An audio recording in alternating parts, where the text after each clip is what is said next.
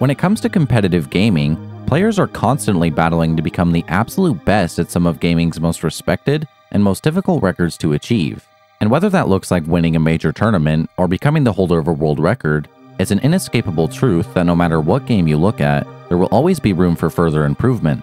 With new strategies, techniques, and new discoveries always seeming just a step away, people can often underestimate what is and isn't able to be accomplished in just a couple of years, or even just one under the right circumstances, and yet, time and time again, players will go to the absolute limits to simply prove themselves as the best in the world. But who, if anybody, would be crazy enough to invest hundreds, if not thousands of hours of their time to only possibly one day call themselves the best in the world? Who would be at the forefront of putting in some of the hardest work imaginable to accomplish some of gaming's most recognizable and mind-blowing achievements? It's a very open-ended set of questions, with a lot of possible different answers, but if you ask me, there's one that I think can truly stand above the rest, or at least has a case to be made as being one of the best answers, and it lies in one of the single most impressive communities I have ever seen, the speedrunning community. Now, most people who are involved with video games don't care about playing them competitively, or even fast for that matter, because after all, they're just video games, right? And most players almost certainly aren't concerned with becoming the best in the world. But, despite this, there's always going to be the ones that do, and that's where our story begins. For speedrunners, there's something that comes with being able to call yourself the best in the world that so frequently allows them to perform the impossible, and to break what was originally thought to be the human limits. The idea of speedrunning throughout its history has gone through ever-changing levels in popularity, with new runners from all around the world still discovering and coming together on some of gaming's most popular speedruns to prove themselves worthy of being the best. In the world of competitive gaming, there's no group of players who are more used to defying people's expectations than the speedrunning community, and they hold a story that's truly worthy of an entire lifetime. This is speedrunning, a true form of art.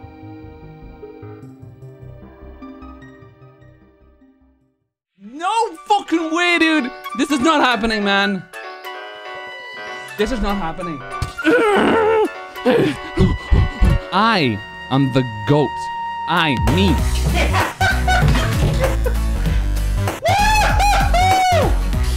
Oh, fuck! It's over. Ocarina of Time is dead. Yes! It's the run! Yes! Super Mario 64! Speedrunning is art. It's one of the most beautiful forms of art possible. Fuck yeah! Oh my god! That is the most clutch thing I've ever done in this game, was that phase 3. Now I fucking did it! Ah! Yes! Oh my god! Dude.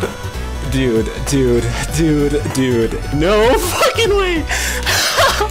This feels like a fucking dream, dude. Oh my god. I cannot believe it! What? How? That was my first run ever!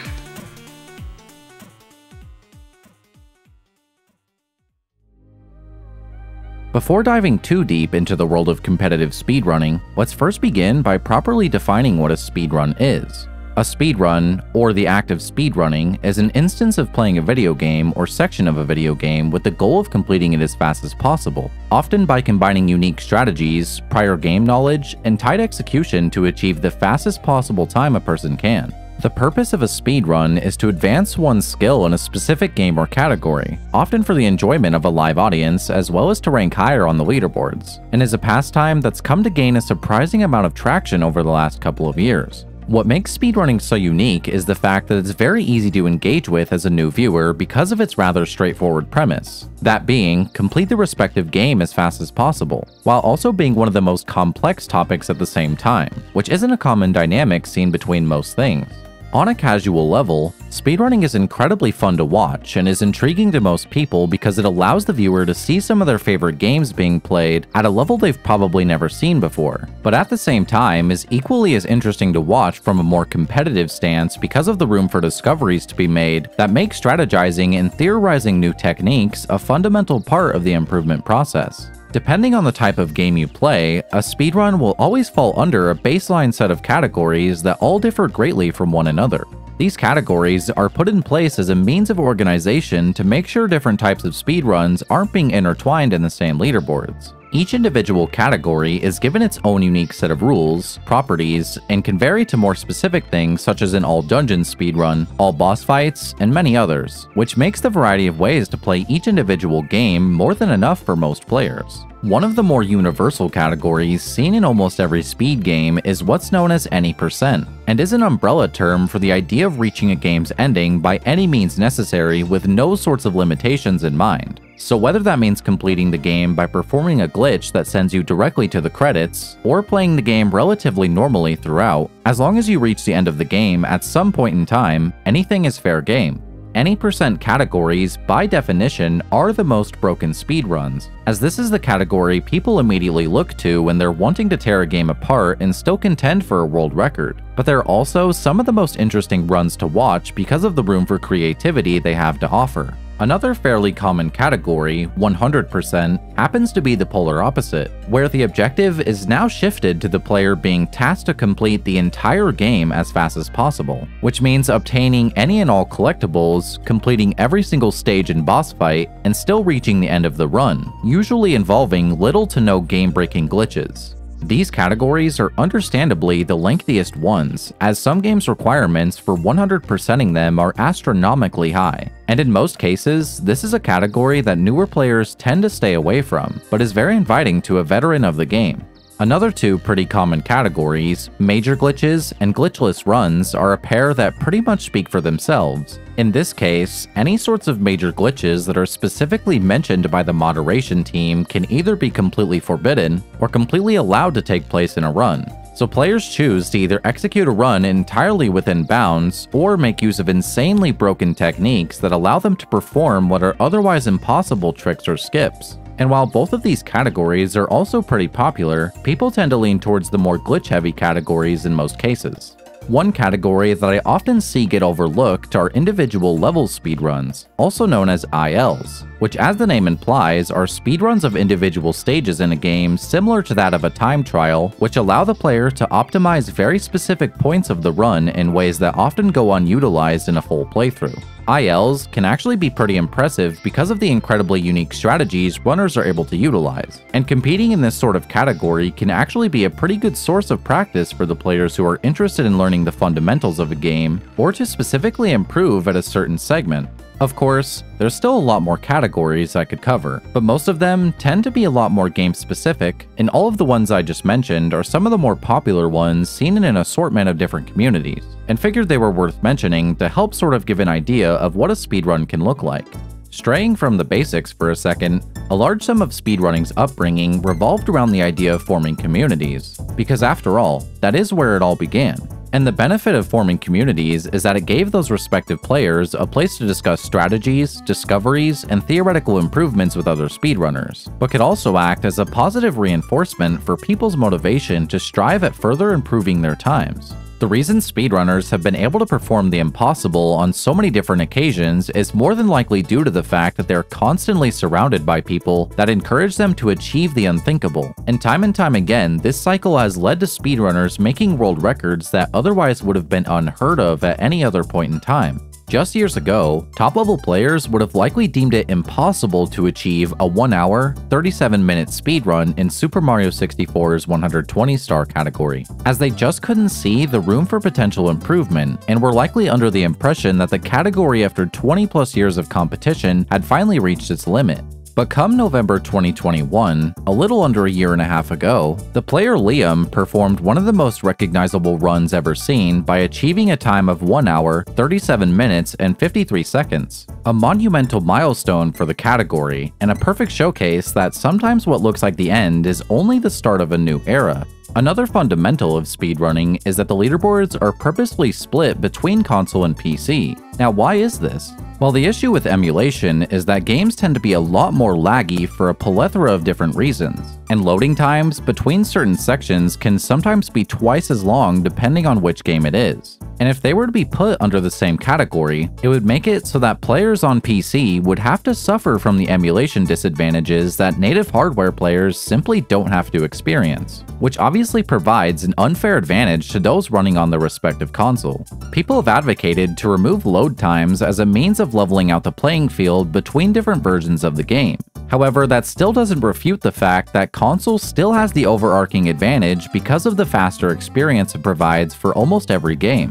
In the cases where runs are timed with loads, using an external timer is what's known as RTA, which stands for real-time attack. And RTA is mostly what communities use as the basis of all submitted times because of its more simplistic nature. In RTA speedruns, all the player needs to have is a timer that can be started and stopped on demand, which can be downloaded from dozens of different places around the internet. But when attempting to subtract loading times, it often gets a lot more complicated because people have to manually code a script that reads certain indicators in the game to tell the timer to temporarily pause, which in of itself not only takes a lot of time to create, but can come with a unique set of bugs and odd behaviors that don't make it as easily accessed as RTA. Problems between emulation and native hardware span to almost every game that's ever been emulated, as different emulators already come with their own share of bugs, and condensing emulation down to an even playing field can be tricky enough on its own depending on the game you're talking about. However, games like the original Super Mario Bros. Can be showcased as an exception because it's been proven that playing the game on native hardware gives no significant advantage of any sort to PC, and therefore is allowed under certain confines to be utilized. So now that we've established a relatively simple understanding of what a speedrun is, how does one go about beginning to speedrun themselves? Depending on where you stand, getting started with speedrunning can be a bit tricky, as there are a few fundamental assets a player needs if they plan on speedrunning at any sort of high level, and those are a means of recording, whether that be a live stream, a capture card, or another recording device, a copy of the game in which they want to play, obviously an internet connection, a controller, and some spare time they wish to invest in improving at a certain game, which is unsurprisingly quite a lot to ask for a hobby that simply asks you to reach the end of a game. Of course, speedrunning is about playing fast, which for some people comes as their most ideal gaming experience, and speedrunning often brings out the most stylish and dynamic sorts of maneuvers to be utilized, making them not only entertaining to spectate, but to learn and begin to understand on a deeper level as well. People are fascinated by the idea of perfection, and speedrunning is the epitome of what trying to reach that exact type of playstyle may look like. And by constantly striving for perfection, players can start to become incredibly close to reaching that exact milestone. Going back to the original Super Mario Bros., the current world record in the any % category stands at a final time of 4 minutes, 54 seconds, and 0.798 milliseconds. And if we put that in comparison to the tool-assisted speedrun of the same category, which is an artificial speedrun created by advancing the game 1 frame at a time in an emulator and manually placing inputs to demonstrate levels of play that otherwise would be completely impossible to achieve, we can see that the theoretical perfect speedrun of Super Mario Bros. Is only half a second faster than the current world record, finishing at a time of 4 minutes, 54 seconds, and 0.265 milliseconds instead. You heard that right, the current world record is only half a second slower than what the literal perfect speedrun of the game looks like. And if that doesn't go to show the sheer dedication of speedrunners, then I'm not entirely sure what does.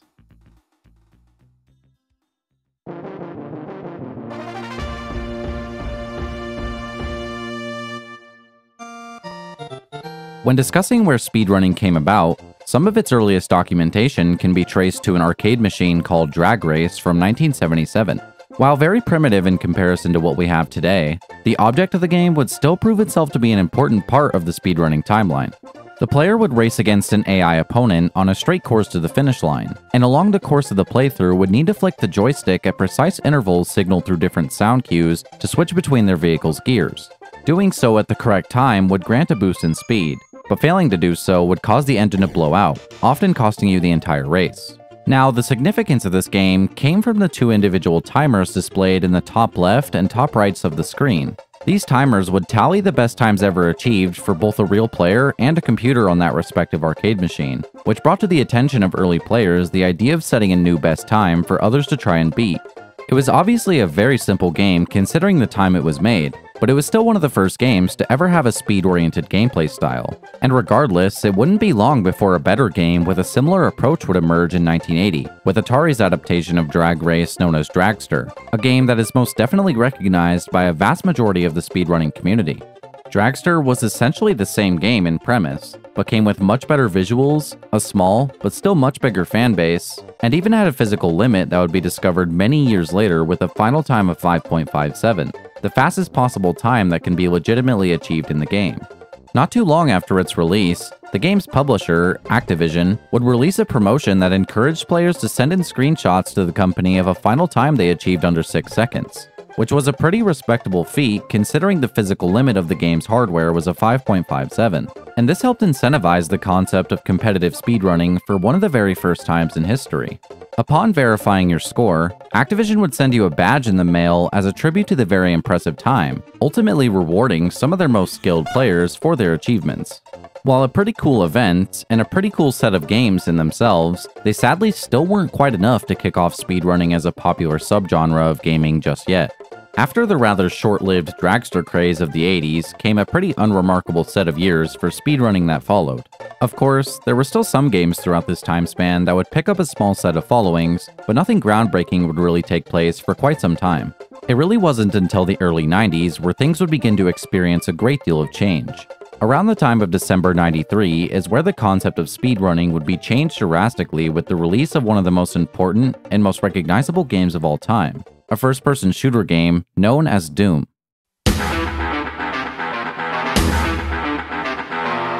For its time, it truly can't be overstated the sheer amount of importance this game held over the entirety of the gaming industry.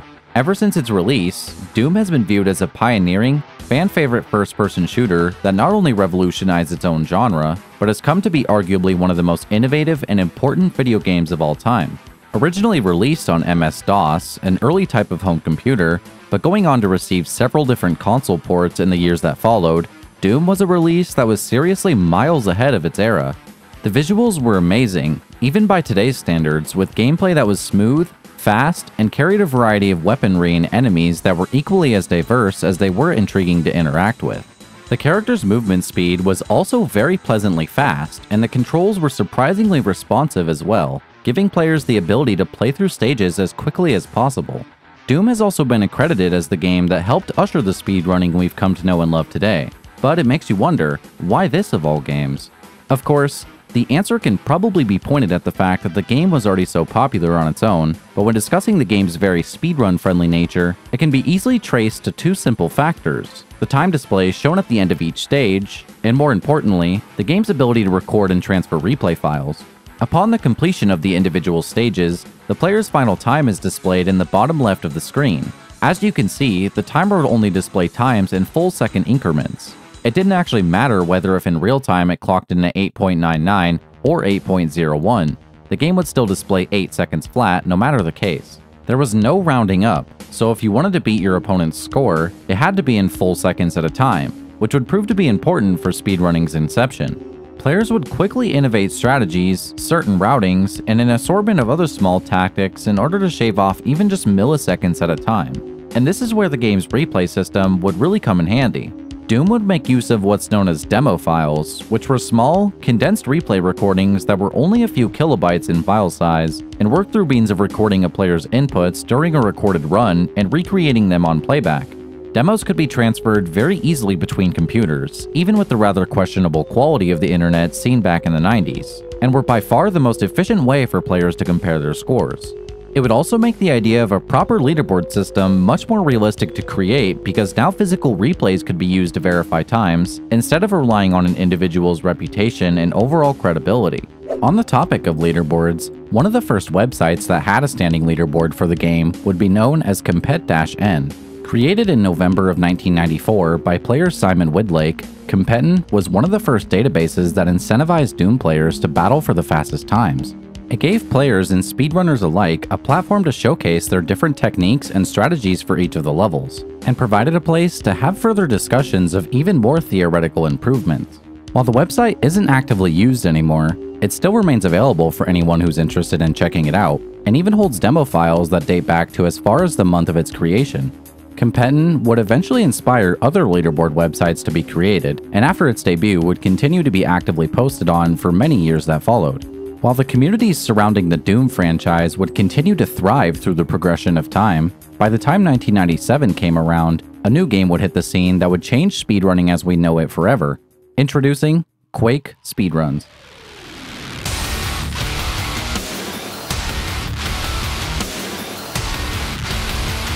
The release of Quake was really the point of the speedrunning timeline where the concept would begin to experience a much bigger spotlight. While Doom can be accredited as the game that began speedrunning, it was ultimately the Quake players that would usher a completely new era of competition. Made by the same creators of Doom, Quake would be enjoyed almost entirely across the board when it released, and just like its predecessor, would blow everyone's minds with just how ahead of its time it truly was. Not only did this game showcase that creating fully three-dimensional environments was feasible, but that it was soon to be the future of the gaming industry. For a while, it seemed like everybody was trying to figure out just how id Software managed to pull off 3D so well, and as a direct result, the game would quickly gain the respect of many different people from around the world. Quake essentially took the first-person shooter formula that Doom created and amplified it entirely to the next level, inspiring its aesthetic around a more medieval time span and taking its course of level design to the next step above its competitors. The game was great, and while Quake wouldn't come without its fair share of criticism, players would quickly discover the amount of speedrunning potential this game had to offer. Even though it stayed true to the philosophy of Doom, the one major difference of Quake came at the fact that it gave players the ability to jump. And while this doesn't sound like a very prominent application, this single innovation would prove to be the most important fundamental for the future of how the game would be played. Having the ability to jump didn't just open new level design opportunities, but it would bring players to the understanding that Quake was a very broken game, and that its physics could seriously be taken advantage of if given enough time to figure them out. And within a matter of months, two major physics exploits would be discovered that would change the way the game was played forever, and they are known as rocket jumping and bunny hopping. While both these pieces of tech were relatively simple, they weren't like anything anyone had seen before. Sure, other games had their share of exploits and glitches, but these two techniques would bring forward a completely new way to interpret the game. To give a quick rundown, rocket jumping takes advantage of a programming oversight in the way the player handles knockback from an explosion. In a normal instance, the player would hit the explosion and suffer a small amount of damage as well as a small set of backwards momentum that follows. But by cleverly timing the shot of a rocket at the floor and jumping at the same time it explodes, the player will actually absorb the additional knockback and will be sent at an upward trajectory that can vary depending on the player's position relative to the rocket when it goes off. If done correctly, it allows players to skip segments of stages that otherwise would have taken a lot longer to access, and can save up to minutes across a speedrun. Naturally, the only limitation to this technique is that it does sacrifice some of the player's health each time it's utilized, so it does have to be used sparingly in some instances, but it still proves to be incredibly useful throughout the entirety of the game. The other trick I mentioned, bunny hopping, or bee hopping as it's referred to, is a tech that allows a player to consistently accelerate beyond the limits of the character's normal movement speed.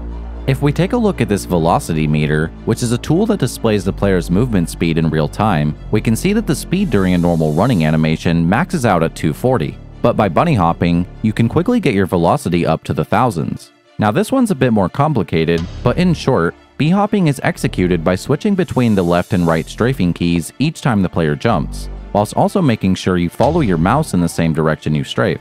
Avoiding pressing the forwards and backwards keys is crucial, and you're able to hold the spacebar to perfectly time each jump upon landing, but if done in a proper zigzag, you'll almost immediately notice an increase in speed. And while the tricks themselves wouldn't be discovered for a while after the game's release, once they were, runners scrambled to find any and all places where these could be utilized, and immediately began implementing them into speedruns. Quake would also introduce some of the first ever speedrunning competitions, one of which was a small but fierce race to complete the game as fast as possible called Quake Done Quick. Quake Done Quick was a community competition put together by a handful of passionate Quake runners in 1997, the same year the game was released, and would help bring a much bigger spotlight to the world of competitive speedrunning. Unlike most other speedruns, however, Quake Done Quick would comprise of what's known as collaborative speedruns.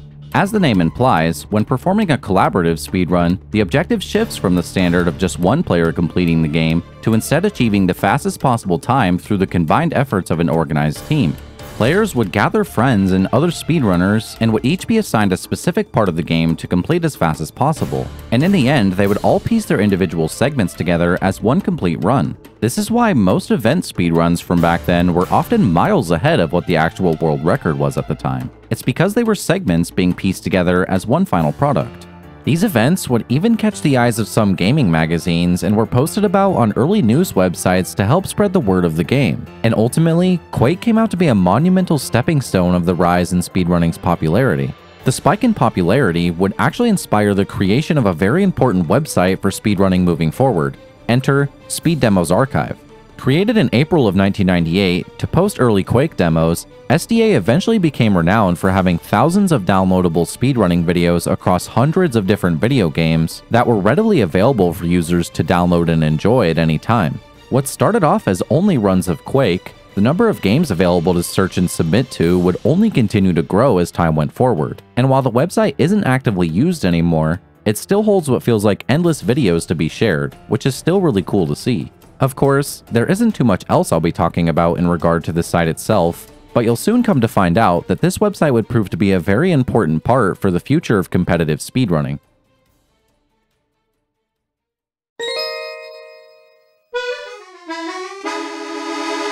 Fast forwarding a couple years to the early 2000s, speedrunning would begin to witness a new set of players emerge from the growing popularity of games released for the Nintendo 64. Now, it wasn't that the Nintendo 64 was new or anything by this point, it had already been in existence for a couple of years. But the problem when it came to speedrunning communities trying to form around these games was that they were severely hindered by the fact that the console was almost entirely unable to record any sort of replays. So runners hadn't given them as much attention as they would come to receive in the following years. Now, why do I bring any of this up? Well, the importance of the Nintendo 64 is that it holds what are even some of the most popular games to speedrun to this day, which is a testament to how incredibly well these games were made. Titles like Super Mario 64, Ocarina of Time, Mario Kart 64, and many others were already deemed as some of the greatest video games of all time, but they have also basically become the faces of speedrunning as we know it, and in 2023 are just as enjoyable as they were almost 30 years ago. Throughout most of the early 2000s, speedrunning wouldn't experience very much change. Things were overall pretty slow, as at the time the internet was going through its own evolution, and most people seemed to be content with carrying out discussions of speedrunning through means of forums and other small community platforms with the occasional player's capture card available, and all was well by that standard for quite some time. By the time 2007 and 8 rolled around would be the beginning of speedrunning charity events, the next major changing point of the speedrunning timeline. Small events were beginning to take place that revolved their premise around the rather niche hobby. And not only were spectators' donations being put to a great cause, but the events would give the audience a chance to expand their understanding and even discover a hidden interest in the idea of speedrunning. Speedrunning was on the right track to become bigger than ever, and seemingly on cue, this is where Speed Demos Archive would step in and change the name of the game forever. In 2010, users of the website as well as other community members came together and decided they were going to hold the biggest speedrunning event yet, an event that they would call Classic Games Done Quick. Taking place from New Year's Day to the 3rd of January, their event would place its emphasis on 8-bit and 16-bit video games and would amass over $10,000 in donations over just the span of 3 days. And little did they know, this was the start to what would become the biggest spotlight the hobby had ever seen. For the next few years, the events would only continue to grow, continuing a trend of absolutely shattering the previous amount they raised, reaching the $1 million milestone by only its 4th year, and raising over $500,000 more in the year that followed. This event was clearly the next big step for a speedrunning revolution, and that's exactly what seemed to be happening. People loved these events, and Classic Games Done Quick would morph into the much more recognizable names they're known as today: Awesome Games Done Quick and Summer Games Done Quick. The idea of the event was to take all games, whether big or small, and give them the opportunity to register themselves for the event, opening the gates to all sorts of new games to be discovered, and sometimes even giving these respective communities their much-deserved spotlight. On top of having sometimes massive live audiences, all GDQ events were streamed to thousands of viewers on Twitch, which helped make the event very accessible almost entirely across the board. Things would continue to carry strong like this for quite some time, but as the events went past their peak, they unfortunately began to take a turn for the worse. GDQ would find themselves in quite a bit of controversy after questionable holes being found in where their donations were being put, and controversial changes involving the overall process of the organization. And a lot of people quickly went from loving these events dearly to despising them on the deepest levels imaginable. Ever since those past controversies, GDQ has remained intact to this day and continues to take place twice a year, but it's come at the cost of a large sum of its old fanbase. This leads us directly into today, where speedrunning has not only maintained its massive fanbase through platforms like YouTube and Twitch, but only seems to continue to grow as time moves forward. Each and every day, there seems to be more runners, more games being played, more events taking place, and a ton of interest being shared over social media. But since we know where speedrunning stands and where it came from to get here, it's always made me wonder, what even is it about speedrunning that makes it so appealing to viewers in the first place? As with a lot of things, there are countless different answers that can be given to this question, but if I had to give my best guess, I'd argue that at least one of the intriguing natures of speedrunning stems from the fact that pretty much anyone can understand what it is at its most basic level. If we take a look at the definition of a speedrun, the idea of playing a video game or section of a video game with the goal of completing it as fast as possible is a relatively simple way of quantifying somebody's skill level at something. And if we put that in comparison to, say, a high score, for example, speedrunning is much more simplistic in the fact that if someone gets a better time, it can be broken down to the simple fact that they played faster than their fellow competitor. Whereas in a high score, for instance, most spectators probably either aren't aware or are very interested in learning how such a score was achieved. When you have a more simplistic foundation, this means that fundamentally, speedrunning is a lot easier for people to pick up because of how easily skill gaps are able to be quantified between players. This is accompanied by the fact that there are tons of beginner-friendly speedruns out there that people can learn in as little as a couple of days, which comes as a really inviting standard for people who may be interested in trying it out for themselves. Super Mario 64's 16-star category, for example, can be deemed as pretty much the face of this exact standard, because it's already the most popular speed game of all time, and anyone can learn how to do this category in as little as a day, with beginner strategies readily available for anyone to learn that can help them understand how the game works. There's, of course, still more to the story, though, because most games that involve a large speedrunning community usually come with a plethora of glitches, skips, and other types of oddities that are implemented as strategies with fully intentional purposes into speedruns. It really comes as no surprise that people love to break video games, and some of the glitches speedrunners have discovered over the years have been nothing short of unbelievable. There's been glitches that'll skip entire portions of the game in just one sequence, glitches that'll warp the player from level 1 directly to the credits, glitches that make walls look like suggestions, and boundaries that are essentially being used against themselves. And on top of all of this, some tricks can be so difficult that they only have a couple frame window in order to execute, which can add another dimension of skill for players to acquire. Plus, there's something inherently intriguing about being able to break a game for the sake of saving a couple of seconds. And in fairness, not playing games the way the developers intended can be a lot more interesting than just playing it normally, and that's a pretty standard philosophy in the world of video games. So, what else goes into making a good versus a bad game to speedrun? When looking at it from an outside perspective, there's actually a lot of different factors that can play into both sides of the equation, but let's talk about the sorts of indicators that makes a bad game to speedrun first. Generally speaking, there's a few set of standards that, in their own respect, can usually determine whether a game will build a fan base or not, and they tend to look something like this. Often, it's the games that contain an abundance of elements such as RNG, or randomness, unskippable cutscenes, auto-scrolling sections, or very repetitive gameplay styles that tend to be viewed as much less appealing games to speedrun. It's not that any game that contains any of these factors are immediately bad, but what's important is the amount of balance the game can create between the time being spent playing the game versus time spent in sections that are involved with these specific elements.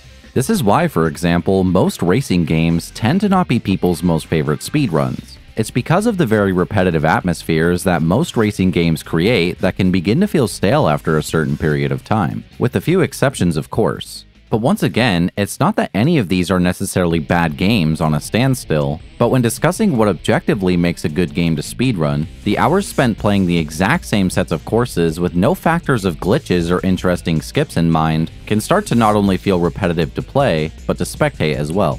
Although games like Mario Kart, for instance, are a bit of an exception because of the already massive competition surrounding the franchise, as well as some of the insane skips speedrunners have been able to discover, which are able to play a massive part in keeping the communities pushing to reach new heights. But in the case of most other racing games, they usually aren't able to emulate the same results.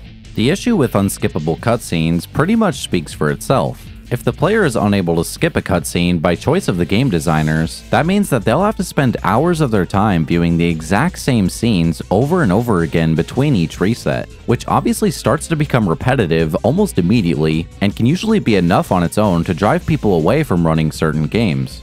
To be fair though, there's still plenty of people who find appeal in speedrunning these types of games, and that's perfectly okay.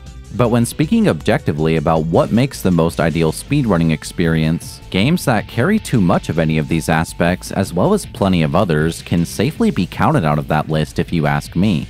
So what goes into making a good speedrun then? Surprisingly, the range of what makes a good game to speedrun can be pretty flexible. However, just like the less ideal games, there are a few set of standards that typically need to be met before they can gain any real traction. Probably the most obvious factor is that the game being played needs to have a noticeable skill gap to be present between high and low level players. While it'd be fair to argue that it's not completely necessary, if we look at a game like Ocarina of Time for example, which is one of the most popular games to speedrun of all time, we see that runners will spend countless hours on end perfecting and practicing specific input setups in order to perform incredibly precise tricks throughout the run. In this game specifically, the game really isn't holding your hand throughout any part of the playthrough, and the majority of time is spent setting yourself up for the next difficult trick. And a lot of people stem their interest in the game from this constant action that it has to offer. By actively participating in a game that takes a large amount of skill, it ultimately leads to people fighting to push the skill ceiling to its absolute limit, and by doing so, they typically inspire new onlookers to join the fight at achieving the next world record. It's pretty common tradition for most speedrunners to find their passion for their respective game through the eyes of watching the current top players, because it gives them a better understanding of the kind of skill that's required to become the best in the world. A lot of Super Mario 64's current top players were inspired to speedrun the game through the eyes of a player known as Siglemic, who for quite some time held a level of domination in the game that no one had ever seen before, and even since his retirement, his impact on the game is still showcased in the community today. Going back to the previous topic, a good game to speedrun is usually one that utilizes a complex set of controls. And whether that means a lot of movement diversity, executing difficult techniques, or simply requiring hours of practice to pull off certain tricks, the difference between a game that accumulates a larger fan base versus a smaller one can often boil down to the simple foundation of how much depth the game's controls have to offer. A game that carries a lot of depth in how it operates is usually the one that keeps people watching, and are the games that ultimately keep people motivated to try and improve upon the previous strategies. And this sort of mindset starts to begin a cycle of constant improvements to be taking place. Speaking of strategies, another leading factor of a good speedrun is the kinds of strategies players are able to implement into their runs, which kind of goes hand in hand with the glitches and jank that I mentioned earlier. Having more complicated and difficult strategies can make a game a lot more appealing to watch because they add another layer of difficulty and respect to be held for the players who are able to execute them properly. In games like Super Mario 64's 120 star category, for example, even though every star in the game is collected in the same 15 stages, the amount of small time saves and risky strategies spread throughout the entirety of the run are what keep the game so interesting to watch. The skill ceiling for Super Mario 64 has gone so high over the last few years, in fact, that now runners are starting to rely heavily on good RNG in order to get a world record, because the difference between good and bad RNG can be as high as 30 seconds to be lost or gained throughout the span of the game, which even for a category that lasts over 90 minutes is a ton of time to potentially be lost. In a game with a very optimized speedrun, knowing that every step of the way could spell the end of the run keeps things enticing as a viewer, and makes it almost impossible to not tune into once they're at the final stretch of a world record pace run. When looking at it from this perspective, it starts to become obvious why speedrunning has picked up so much traction over the last couple of years.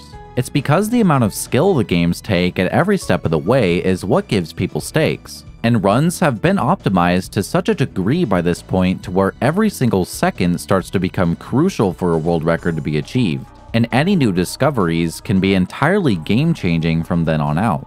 Not only does this incentivize new players to try their hand at achieving records, but it opens up the interest of people like strategists to use their knowledge of the game to create and innovate brand new techniques for runners to utilize.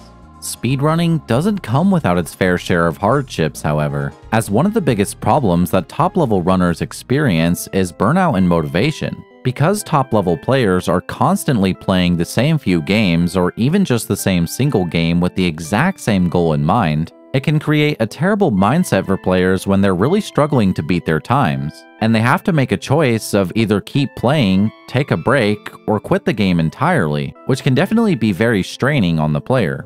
To be a top-level speedrunner in a popular game takes thousands upon thousands of hours of practice, and anyone who wants to be a top-level speedrunner in some of the most popular games has to conquer some of the biggest skill ceilings that have ever been reached, which not only can come off as uninviting, but can get pretty demotivating very quickly as well. The good news I can follow up with, however, is that speedrunning in video games doesn't just come in one form. There are countless different ways a player can choose to speedrun, and that aspect definitely showcases a glimmer of hope. Players can make the choice to complete entire games as fast as possible, or just one single segment. They can choose to speedrun with glitches, without glitches, or somewhere in between, and can choose to do it in as much style along the way as they please. Players can choose to speedrun competitively at live events, or they can just run casually for a live audience to enjoy and build a community around. Speedrunners can invest their time in developing new and improved strategies, or even create tool-assisted speedruns to demonstrate what perfection looks like. They can do runs by themselves, or instead choose to do runs with 2, 3, or even 4 players. Speedrunning really isn't just set to one thing, despite being a rather simple concept, and it can take shape in countless amounts of ways depending on who you ask. It doesn't matter if it's the most popular or the most niche game in the world. Speedrunners will always find a way to make it enjoyable to thousands of watchers from around the world, and that's where a large sum of its beauty comes from. In 2021 alone, YouTube as a platform saw over 7 billion views on videos related to speedrunning, and that doesn't even include all of its views on other platforms either. It's only continuing to grow from here, and really doesn't show any signs of stopping anytime soon. It's not that speedrunning is necessarily for everybody, not at all. But most onlookers can at least admire how far it's come ever since the dawn of its time, and can at least appreciate all that it's done for the people of its community. What started off as being one of the more obscure and small subgenres of gaming eventually became one of the most recognizable and admirable pastimes of its industry. From the early days of Doom demos, to the beginning of Quake and Speed Demos Archive, to the ever-growing fan bases of the most popular speedruns today, it's no secret that there will probably never be another hobby that holds the significance that speedrunning has been able to withstand. People have since made their entire careers out of speedrunning, which is mind-blowing to even fathom. And while it can't be said about much else, I truly have a feeling that we'll get to see speedrunning for a very long time. And whether you stand as a speedrunner yourself, a spectator, or even just somebody who stumbled upon this video, I hope you could enjoy, and thanks for watching.